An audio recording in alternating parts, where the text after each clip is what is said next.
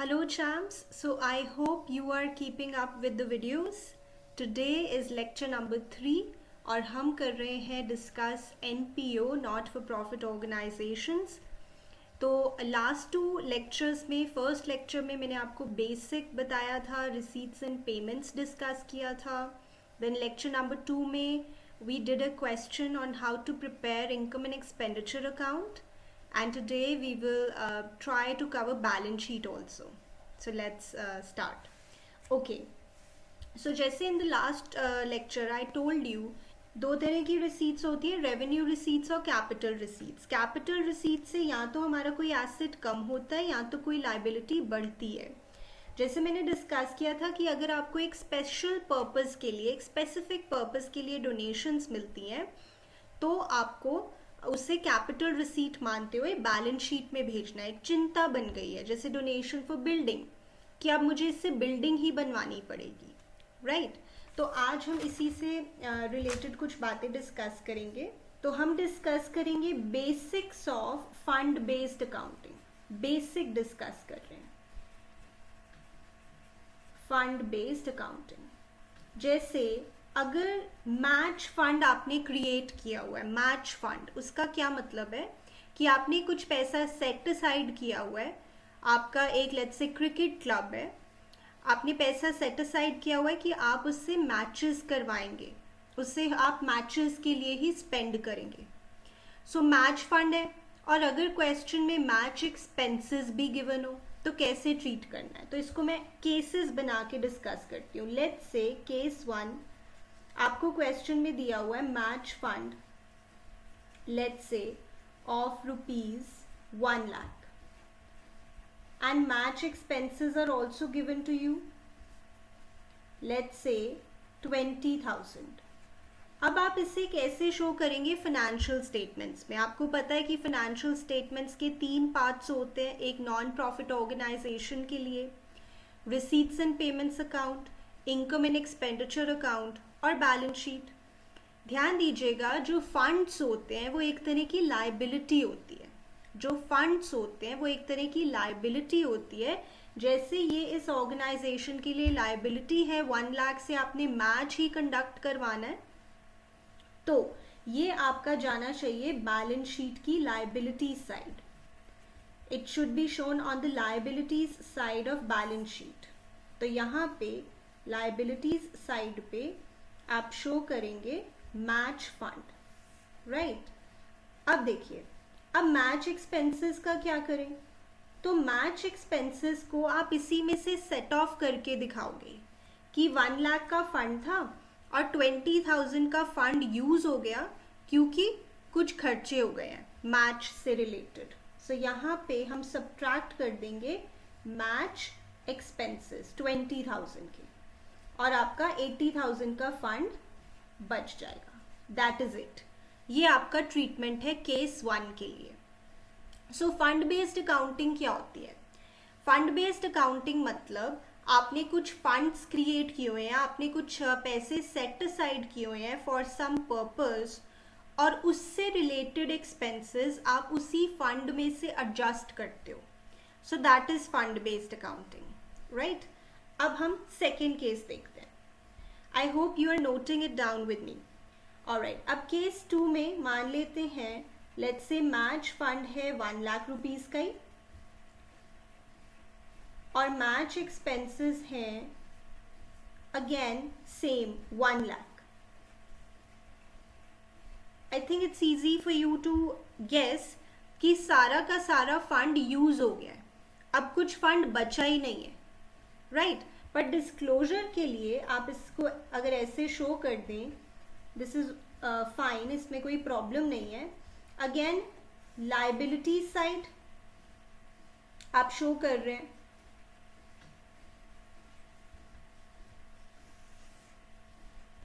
यहाँ पे आप लिख रहे हैं मैच फंड 1 लाख का और ये पूरा का पूरा फंड यूटिलाइज हो गया है मैच एक्सपेंसेस की वजह से. सो अब फंड हमारे पास बचा ही नहीं है. This is also fine, right? Note कर लीजिए. Right, moving on. Case number 3,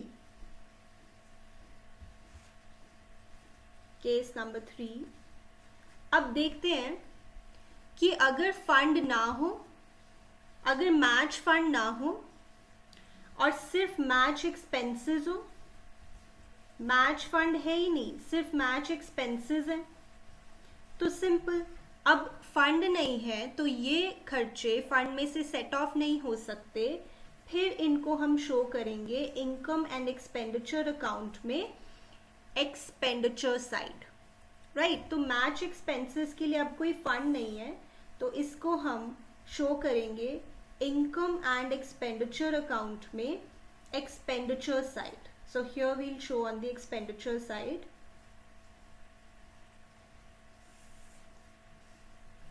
match expenses. That's it. Match expenses 20,000. It's quite easy, right? Okay, last case. I'm sure ये आपके मन में ज़रूर आ चुका होगा अभी तक कि मान लीजिए मैच फंड है लेट्स से 1 लाख रुपीस का और मैच एक्सपेंसेस हैं लेट्स से 1,30,000 के, तो अब फंड से भी ज़्यादा है एक्सपेंसेस, तो जो पार्ट एक्सपेंसेस का वो पार्ट जो फंड से कवर अप नहीं हो पा रहा है, सिर्फ उसी को हम इनकम एंड एक्सपेंडिचर अकाउंट में शो करेंगे. 1 लाख के मैच एक्सपेंसेस तो फंड में से कवर हो जाएंगे, बाकी के जो 30,000 रह गए हैं उसके लिए कोई फंड नहीं है, तो उसे हम एज एन एक्सपेंडिचर शो करेंगे on the expenditure side of income and expenditure account, right. अब अगर बैलेंस शीट में आप डिस्क्लोजर करना चाहते हैं आप कर सकते हैं, दो it is not required. Alright, so liabilities side very simply आप मैच फंड शो कर रहे हैं. मैच फंड है 1 लाख का और ये सारा मैच फंड यूटिलाइज हो गया है मैच एक्सपेंसेस की वजह से. कितने के मैच एक्सपेंसेस इसमें से सेट ऑफ हो पा रहे हैं? ऑब्वियसली 1 लाख के, उससे ज़्यादा तो सेट ऑफ नहीं हो पाएंगे. और हम शो करेंगे income and expenditure account, income and expenditure account, और जो मैच एक्सपेंसेस इस फंड में से कवर अप नहीं हो पाए उसे हम शो करेंगे expenditure side. So you tell me how much match expenses were not covered from match fund? Simple answer 30,000. So 30,000 हमारा ऐसा एक्सपेंडिचर है जिसके लिए कोई फंड नहीं है. I hope this is clear to you. Okay champs, तो अब हम एक फुल फ्लेजेड क्वेश्चन करेंगे और वो भी आपके इंस्टीट्यूट के मॉक टेस्ट पेपर से. मैं आपको बताऊंगी कि आप वो क्वेश्चन कैसे एक्सेस कर सकते हैं. पहले आपको बता दूं कि एक फुल फ्लेज्ड क्वेश्चन में करना क्या है, what all do we have to prepare. तो फुल फ्लेज्ड क्वेश्चन में आपसे वो पूछेंगे कि एक पर्टिकुलर ईयर का इनकम एंड एक्सपेंडिचर अकाउंट बनाइए और उस ईयर के एंड की बैलेंस शीट बनाइए. बट वो बैलेंस शीट बनाने के लिए that is the closing balance sheet. जैसे मान लीजिए ये हमारा रेलिवेंट ईयर है फ्रॉम 1 अप्रैल 18 से 31 मार्च 19 का, तो वो कहेंगे कि इस ईयर का इनकम एंड एक्सपेंडिचर अकाउंट बनाएं और at the end balance sheet भी बनाएं. तो इसे हम क्लोजिंग बैलेंस शीट जैसे कह रहे हैं. क्लोजिंग बैलेंस शीट बनाने के लिए हो सकता है हमें ओपनिंग बैलेंस शीट भी बनानी पड़े, एंड दैट्स बिकॉज हमें ओपनिंग बैलेंस शीट से चाहिए एक बैलेंसिंग फिगर जिसे हम कहते हैं कैपिटल फंड.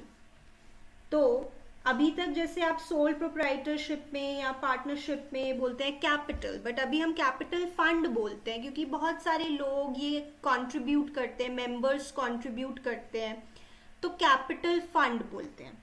बाकी सब कुछ वही सेम है. जैसे कैपिटल फंड आ गया liability side, we have other liabilities, then we have assets. मैं आपको हर आइटम का ट्रीटमेंट बताऊंगी, जैसे legacy, life membership fees, will cover everything. So इस तरह से आपकी बैलेंस शीट बनेगी. I might have to prepare balance sheet on the first date यानी ओपनिंग बैलेंस शीट, क्योंकि ये हमें बैलेंसिंग फिगर चाहिए कैपिटल फंड।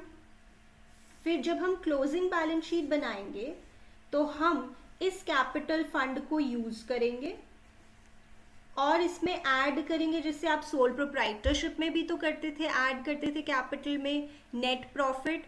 ऐसे ही इस चैप्टर में हम नेट प्रॉफिट तो नहीं बोलते, हम सरप्लस बोलते हैं, तो इसमें हम ऐड करेंगे सरप्लस। और भी कुछ चीज़ें ऐड होती हैं, ध्यान दीजिएगा, और भी कुछ चीज़ें ऐड होती हैं या सब्ट्रैक्ट हो सकती हैं। अभी के लिए आप इतना समझें कि इसमें सरप्लस ऐड होता है या ऑब्वियसली डेफिसिट है तो माइनस होगा। और भी जो चीज़ें ऐड या सब्ट्रैक्ट होनी है उसके बारे में हम डिस्कस करेंगे, राइट। सो आपको ओपनिंग बैलेंस शीट बनानी पड़ सकती है। अगर आपको ये कैपिटल फंड ऑलरेडी दिया होगा तो आपको ओपनिंग बैलेंस शीट नहीं बनानी है, राइट। तो एक फुल फ्लेजेड क्वेश्चन में हम 3 चीज़ें बनाते हैं। ओपनिंग बैलेंस शीट वर्किंग में, ये मेन रिक्वायरमेंट नहीं है क्वेश्चन की, वो तो हमें वैसे कैपिटल फंड निकालने के लिए बनाना है। इनकम एंड एक्सपेंडिचर अकाउंट और ये क्लोजिंग बैलेंस शीट मेन, और जो वर्किंग नोट है वो होगी आपकी ओपनिंग बैलेंस शीट। तो चलिए अब देखते हैं कि कौन सा क्वेश्चन हम अटेम्प्ट कर रहे हैं। ओके चैम्प्स, तो कुछ इंपॉर्टेंट पॉइंट्स, ऑफ कोर्स ये इंपॉर्टेंट पॉइंट्स आते ही रहेंगे बार बार। अभी क्योंकि हमने क्वेश्चन प्रैक्टिस करना है तो उसके लिए कुछ इंपॉर्टेंट पॉइंट्स क्या हैं कि जैसे जो न्यूज़पेपर्स और पीरियोडिकल्स होते हैं, न्यूज़पेपर्स और पीरियोडिकल्स, नाउ इनको हम बुक्स से अलग मानते हैं इस चैप्टर में। जैसे हम मानते हैं कि अगर हमने, आपको पता है अभी तक कि अगर हमने एसेट परचेज या सेल किया है तो वो हम इनकम एंड एक्सपेंडिचर अकाउंट में शो नहीं करते, राइट। तो बुक्स को हम अपना एसेट मानते हैं, बट जो न्यूज़पेपर और पीरियोडिकल्स है उनको हम अपना एसेट नहीं मानते, बिकॉज इनकी वैल्यू बहुत ही कम समय में ख़त्म हो जाती है। जैसे न्यूज़पेपर की तो अगले दिन ही वैल्यू ख़त्म हो जाती है, पीरियोडिकल्स भी इफ़ इट्स लाइक मंथली तो अगले मंथ उस पिछले पीरियोडिकल की वैल्यू ख़त्म हो जाएगी। सो न्यूज़पेपर्स और पीरियोडिकल्स को हम अपना एसेट यहाँ पे ट्रीट नहीं करते हैं, they are not treated as an asset.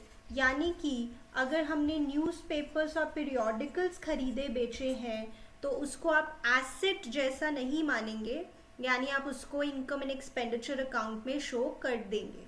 But अगर आपने बुक्स परचेज या सेल की है तो आप उसको इनकम एंड एक्सपेंडिचर अकाउंट में शो नहीं करेंगे, being an asset.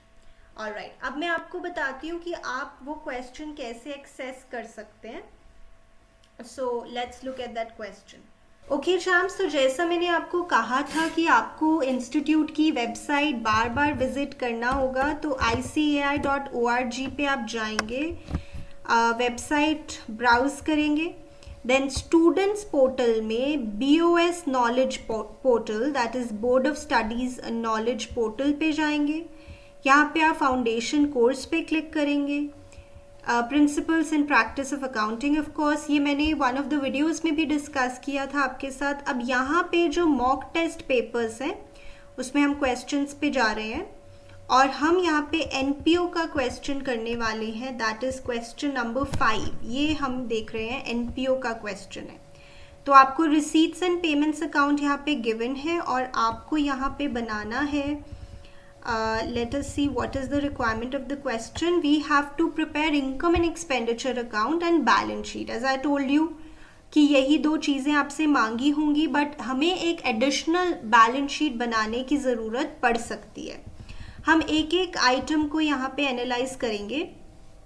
So let us start. तो देखिए, कैश इन हैंड और कैश एट बैंक तो आपके एसेट्स होते हैं और एसेट्स को तो हम बैलेंस शीट में शो करते हैं, तो इसको अभी इनकम एंड एक्सपेंडिचर अकाउंट में तो शो करेंगे नहीं। आगे चलते हैं, डोनेशंस। अब डोनेशंस वही बात है कि स्पेसिफिक डोनेशन है या जनरल डोनेशन है। नीचे देखिए आपको एडजस्टमेंट में दिख रहा है point number 4, 50% of donation is to be capitalized. तो 50% कैपिटलाइज मतलब 50% आपको बैलेंस शीट में सेंड करना है, यानी 2500, और 50% जो रह गया वो आपको इनकम एंड एक्सपेंडिचर अकाउंट में शो करना है, income side. I hope this is clear. Then subscriptions, तो ध्यान दीजिएगा ये जो हमारा रेलिवेंट ईयर है फर्स्ट, अच्छा यहाँ पे दिसंबर में एंड हो रहा है, सो बी अ लिटिल केयरफुल। हमें आदत पड़ी होती है कि हमारा अकाउंटिंग ईयर मार्च में एंड होता है, तो यहाँ पे 1 जनवरी से लेके 31 दिसंबर तक हमारा रेलिवेंट ईयर है। तो 1 जनवरी से 31 दिसंबर 18 में हमें मिली है total subscriptions 12,000, but income and expenditure account में मिलने से कुछ नहीं होता, हमें ये देखना है कि इसमें से कितनी सब्सक्रिप्शंस इस साल को बिलोंग करती हैं। अब उसके लिए आप ध्यान दीजिएगा, सिंपल क्वेश्चन है वैसे, सब्सक्रिप्शंस इन एरियर्स फॉर 2018, यानी इस साल की ये सब्सक्रिप्शंस अभी भी ड्यू है 900 की subscription. So what do you think we should do with this? इसे हमें ऐड करना चाहिए क्योंकि ये इसी साल को बिलोंग करती है। ड्यू बट नॉट रिसीव्ड, वैसे ये मिली नहीं है बट बिलोंग इसी साल को करती हैं। फिर सब्सक्रिप्शंस इन एडवांस फॉर 2019, ध्यान दीजिएगा वो कहना चाह रहे हैं कि इस साल जो हमें सब्सक्रिप्शंस मिली हैं 12,000 की, उसमें से 350 की सब्सक्रिप्शंस हमें पहले ही मिल गई हैं, अगले साल के नाम की पहले ही मिल गई हैं, तो इसको हमें सब्ट्रैक्ट करना चाहिए क्योंकि ये इस साल को बिलोंग नहीं करती। I hope this is clear to you. Then entrance fees आप नॉर्मल इनकम की तरह ट्रीट करेंगे, देखो इन्होंने क्लियर भी कर दिया, entrance fees to be treated as revenue income. Then interest on investments 100, अब यहाँ पे एक एडजस्टमेंट है, 8% interest has accrued on investment for 5 months, तो जो 5 मंथ्स का इंटरेस्ट है वो अक्रूड है, ड्यू बट नॉट रिसीव्ड है। बी क्लियर, वो ड्यू है मतलब वो इसी साल को बिलोंग करता है, इसलिए इसे हम ऐड करने वाले हैं इंटरेस्ट में। और दूसरा ये हमारा एसेट भी है, इसे हम बैलेंस शीट में भी शो करेंगे। अब ये जो 5 मंथ्स का आपको अक्रूड इंटरेस्ट कैलकुलेट करना है, ये किस वैल्यू पे करना है आप मुझे देख के बताएं। तो ये हमें कैलकुलेट करना है 6,000 पे, तो हमने इन्वेस्टमेंट्स खरीदी होंगी साल के बीच में, और इस पे अभी 5 मंथ्स का जो इंटरेस्ट है वो ड्यू हो चुका है बट अभी हमें मिला नहीं है। उसके बाद इंटरेस्ट रिसीव फ्रॉम बैंक, ठीक है, नॉर्मल इनकम की तरह ट्रीट करेंगे। Sale of old newspaper, as I told you कि आपको न्यूज़पेपर को कोई एसेट नहीं मानना है, तो ये नॉर्मल आपने रद्दी बेची है उसके बदले आपको पैसे मिल रहे हैं, this is a normal income. Then sale of drama tickets, यहाँ पे आप देख सकते हैं आपको ड्रामा एक्सपेंसेस भी दिख रहे हैं। देखिए ये कोई फंड नहीं है, पहली बात तो इसको आप ड्रामा फंड मत समझ लीजिएगा, ये आपने सेल की है टिकट्स, उससे पैसे आए हैं और ये खर्चा किया है, ये दोनों ही आप इनकम एंड एक्सपेंडिचर अकाउंट में शो करेंगे। आप इसको अलग अलग शो कर सकते हैं, सेल ऑफ ड्रामा टिकट्स को इनकम साइड, एक्सपेंसेस को एक्सपेंसेस साइड, चाहे तो आप इनको सेट ऑफ करके एक ही साइड शो कर सकते हो। ऑलराइट, आगे बात करेंगे जब क्वेश्चन करेंगे। देन सैलरी, नॉर्मल खर्चा, we'll take it, let's see if there is any adjustment related to this. Okay, salary से रिलेटेड कोई एडजस्टमेंट नहीं है। Then after that we have repairs, repair expenses, ठीक है, नॉर्मल ले लेंगे। परचेज ऑफ फर्नीचर नहीं लेंगे क्योंकि एसेट खरीदा है, तो ये कैपिटल एक्सपेंडिचर है, इसे हम इनकम एंड एक्सपेंडिचर अकाउंट में शो नहीं करते। मिसलेनियस एक्सपेंसेस 500 के हैं और आप देखेंगे प्रीपेड है 90, प्रीपेड का मतलब होता है नॉट ड्यू बट पेड, ये नॉट ड्यू थे, ये इस साल के नहीं है, तो इसको हम सब्ट्रैक्ट कर देंगे 500 में से, क्योंकि हम वही खर्चे और वही इनकम्स शो करते हैं इनकम एंड एक्सपेंडिचर अकाउंट में जो इस साल को बिलोंग करती हैं। परचेज ऑफ इन्वेस्टमेंट, आपका ये ऑफकोर्स एसेट खरीदा है, इसे भी हम इनकम एंड एक्सपेंडिचर अकाउंट में शो नहीं करेंगे। इंश्योरेंस प्रीमियम, नॉर्मल खर्चा है बट इससे रिलेटेड एक एडजस्टमेंट आप देख सकते हैं कि इंश्योरेंस प्रीमियम ड्यू है, तो इसे हम ऐड करेंगे क्योंकि इसी साल को बिलोंग करता है, ड्यू बट नॉट पेड। ध्यान दीजिएगा बिलियर्ड टेबल के लिए 8,000 का कुछ पेमेंट साइड लिखा हुआ है, यहाँ पे आपको थोड़ा सोचने की बात है। आपको लग सकता है कि ये बिलियर्ड टेबल आपने 8,000 रुपीज का खरीदा है, बट नीचे ध्यान से देखिए, हमने पिछले साल 30,000 का बिलियर्ड टेबल खरीदा था और 22,000 तब हमने पे किए थे, तो आप बताइए कितना अमाउंट रह गया था पे करना। पिछले साल 8,000 का अमाउंट रह गया था पे करना फॉर बिलियर्ड टेबल। सो ये जो 8,000 है ये वही होगा जो रह गया था अमाउंट पे करना। This 8,000 must be that only. तो ये आपने नया बिलियर्ड टेबल नहीं खरीदा है, ये वही अमाउंट पे किया है। तो मैं बताऊंगी कि इसको कैसे ट्रीट करना है। पेपर इंक एक्सेट्रा नॉर्मल खर्चा है, ले लेंगे। Drama expensive I told you already. और cash in hand, cash at bank, ये आपके एसेट्स हैं, इनको आप बैलेंस शीट में शो करते हैं। अब बात ये है कि closing balance sheet, opening balance sheet कैसे प्रिपेयर करनी है। तो अब ये क्वेश्चन आप अपने सामने रखें और हम डिस्कस करते हैं कि इसको करना कैसे है। Okay champs, so I hope you have the question in front of you. अब मैं आपको पहले ये बता दूं कि ओपनिंग बैलेंस शीट कैसे बनेगी। वैसे तो ओपनिंग बैलेंस शीट आपका वर्किंग नोट है, but let's prepare it in the working notes. तो ये है हमारा मुंबई क्लब। मुंबई क्लब की हम बना रहे हैं balance sheet, opening balance sheet है ये। So balance sheet as at, जो हमारा पिछला साल था उसका एंड, एज एट 31 मार्च 17। चलिए अब बैलेंस शीट बनाते हैं। ये हम क्यों बना रहे हैं? Because we want to find out capital fund as the balancing figure, right, which we can use in our closing balance sheet. So liabilities, assets, of course. देखिए ओपनिंग बैलेंस शीट में बहुत सारी आइटम्स तो है ही नहीं इस question में। एक तो जो आपको स्टार्टिंग में कैश इन हैंड और स्टार्टिंग में कैश एट बैंक दिख रहा है, वो क्योंकि ओपनिंग है, जो आपको लेफ्ट साइड पे दिख रहा है रिसीट्स में, उसे हम of course asset side show करने वाले हैं। कैश इन हैंड 4,000 है और कैश एट बैंक है आपका 10,000। उसके बाद उन्होंने आपको एक नीचे पॉइंट दिया था कि 30,000 का बिलियर्ड टेबल आपने पिछले साल खरीद लिया था।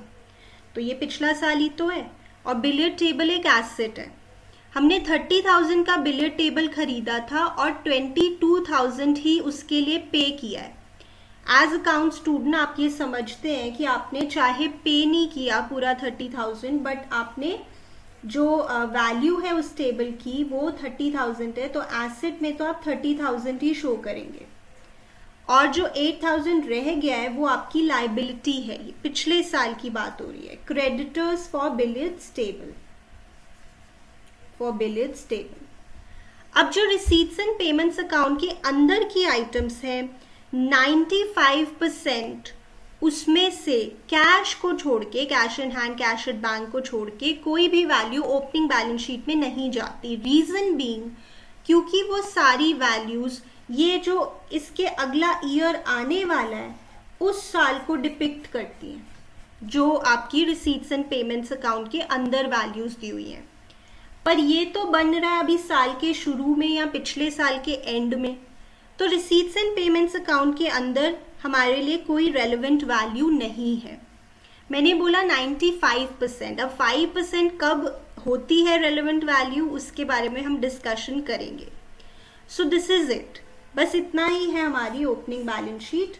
Of course this is 44,000 and this is 8,000।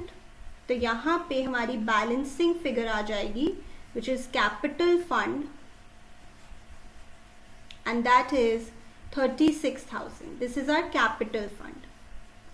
ये हमारी बैलेंसिंग फिगर है, राइट। तो ये हमारा एक वर्किंग तैयार है। अब हम इनकम एंड एक्सपेंडिचर अकाउंट बनाते हैं। Alright, so let's give the heading Mumbai club income and expenditure account for the year ended 31st December 18। ये हमारा फॉर्मेट है, नॉमिनल की नेचर है। So debit all expenses and losses, credit all incomes and gains.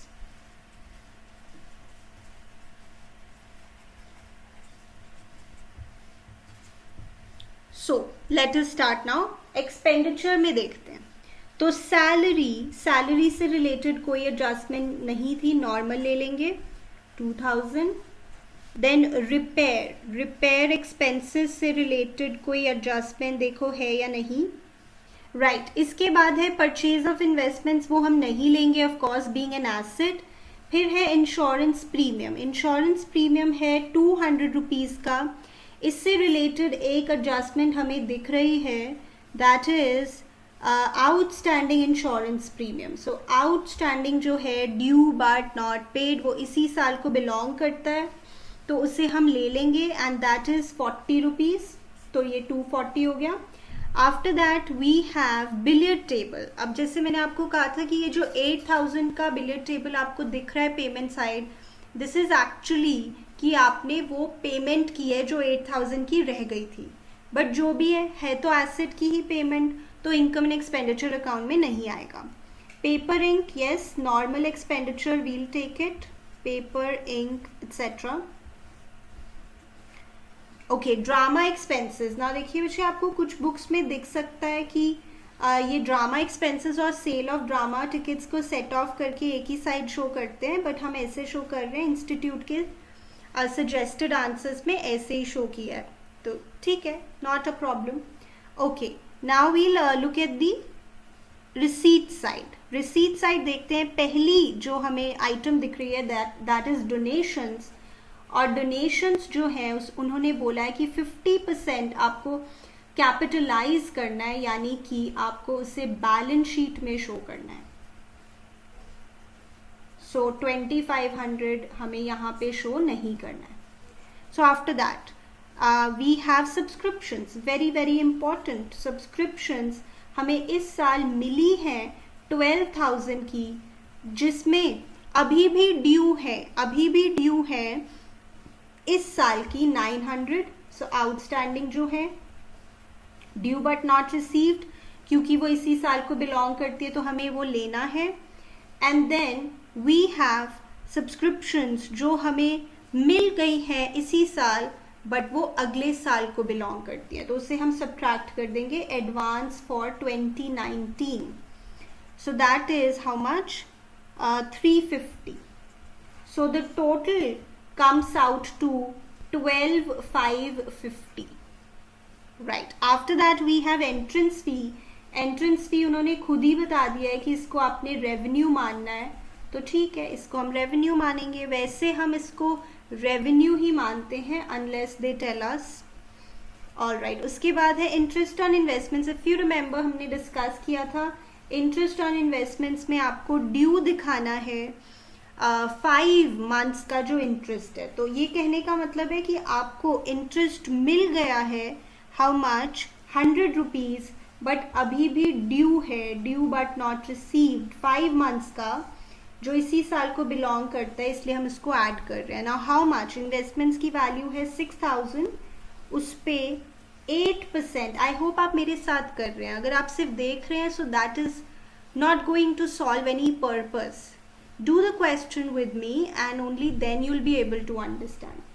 So 8% for 5 months, right? 8% for 5 months 6000 के ऊपर ये हमारा calculate हो जाएगा इस 200, और ये हमारा टोटल अमाउंट आ गया बाहर 300. I hope this is clear. Okay, the next item is interest received from banks. ठीक है, नॉर्मल इनकम है, interest received from bank on some FD or something. Alright, this is 400 rupees, right? उसके बाद cell of old newspaper भी हम discuss कर चुके हैं कि इसे आपने एसेट की तरह ट्रीट नहीं करना, ये आपका स्क्रैप है, तो आप इसको बस नॉर्मल इनकम की तरह ले लेंगे, and that is 150 rupees. After that we have sale of drama tickets, normal income आ गई है, रेवेन्यू इनकम है, इसको भी हम ले लेंगे, sale of drama tickets. All right, let's check the adjustments again, कुछ मिस ना हो गया हो। Subscription done, insurance, miscellaneous expenses, donations, entrance fees, interest, bill table. All right, everything seems covered तो अब आप मुझे फाइनल वैल्यू निकाल के बताएंगे कि डेफिसिट है या सरप्लस है। कैलकुलेट कीजिए। सो आपका आंसर आ गया होगा and we are getting surplus, पूरा लिखेंगे, to excess of income over expenditure, that is surplus. And वो कितना कैलकुलेट हुआ है, 14,150 rupees, right, and the total is 17,950. 17,950 is the total.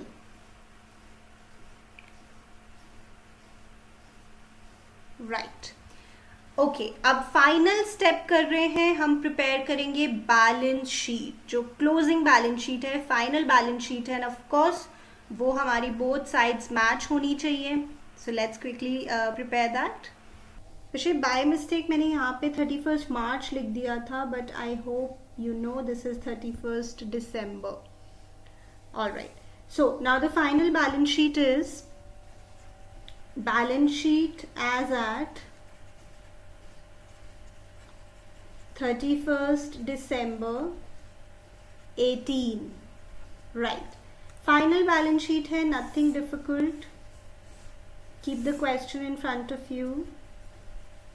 Liabilities, amount, assets, amount. Alright. So जो capital fund हम ऊपर से लेके आए थे वो हम यहाँ पे शो कर रहे हैं, कैपिटल फंड ऑफ 36,000। इसमें हम ऐड करते हैं अपना सरप्लस विच इज 14,150। और ध्यान दीजिएगा उन्होंने कहा था कि डोनेशंस को कैपिटलाइज करना है।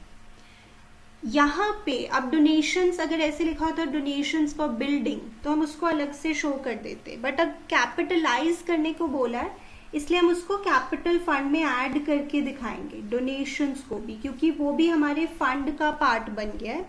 So that was 2,500 and the final is 52,650। Alright, उसके बाद और देखते हैं लाइबिलिटीज में क्या आएगा। अब ये जो क्रेडिटर्स थे बिलियर टेबल के लिए, ये अब खत्म हो गए हैं बिकॉज हमने वो 8,000 की पेमेंट क्रेडिटर्स को कर दी थी। ऑलराइट, उसके बाद एडजस्टमेंट्स में देखिए, outstanding insurance, yes of course that is a liability. Outstanding insurance premium due but not paid, the amount is 40। Then we have, और देखिए कौन सी, यस ये बच्चे भूल जाते हैं, दिस गेट्स स्किप्ड, कि हमें इस साल जो सब्सक्रिप्शंस मिली हैं उसमें से कुछ अगले साल के नाम किए, तो वो सब्सक्रिप्शंस रिसीव्ड इन एडवांस है जो कि लायबिलिटी होती है, राइट, जो कि लायबिलिटी होती है। तो सब्सक्रिप्शंस रिसीव्ड इन एडवांस हमारी लायबिलिटी है and that is 350 rupees, right. सभी आइटम्स अच्छे से स्क्रीन करनी है। उसके बाद अब हमारे पास एसेट्स में definitely we have to write cash in hand, cash at bank, जो हमारे क्लोजिंग वैल्यूज थी 2650, yes, and cash at bank हमारे पास था 7,200 का, राइट। आफ्टर दैट हमने इन्वेस्टमेंट्स भी खरीदी थी और इन्वेस्टमेंट्स पे कुछ इंटरेस्ट भी अक्रूड था। सो इन्वेस्टमेंट एक एसेट है और वो जो इंटरेस्ट अक्रूड था वो हमारा एसेट होता है, ड्यू बट नॉट रिसीव्ड, जो कि 200 रुपीज का था, सो 6,200। आफ्टर दैट बिलियर्ड टेबल, आप बताइए बिलियर्ड टेबल, मेरा क्वेश्चन आपसे ये है कि बिलियर्ड टेबल 30,000 का मैं लिखूं यहाँ पे या 38,000 का।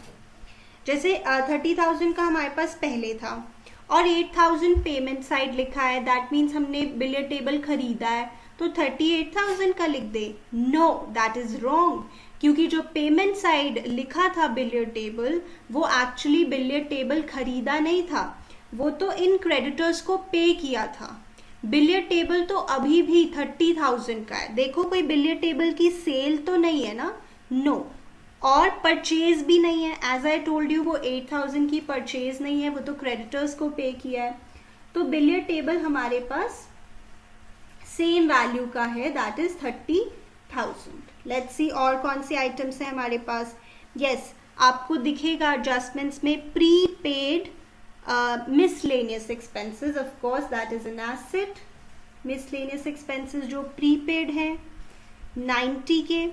उसके बाद what else do we have, yes आपने फर्नीचर भी खरीदा था ड्यूरिंग द ईयर, आपने फर्नीचर भी खरीदा था। क्या आप ये समझ पा रहे हैं कि ये फर्नीचर आपने यहाँ पे क्यों नहीं शो किया ऑन द एसेट साइड, क्योंकि आपने ये साल के ड्यूरिंग खरीदा था और ये बैलेंस शीट तो साल के बिगनिंग में या पिछले साल के एंड में बन रही है, तो क्यों दिखाएंगे वहाँ पे।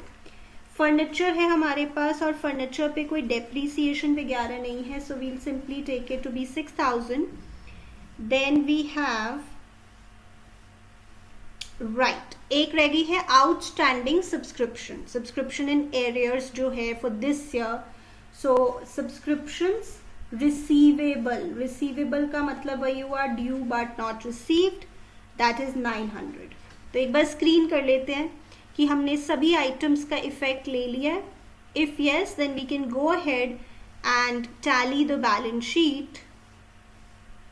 Right, everything looks perfect, everything looks fine.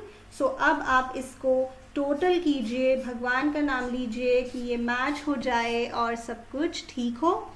So the total is 53,040 rupees, 53,040 rupees is that. आप एक बार चेक कीजिए।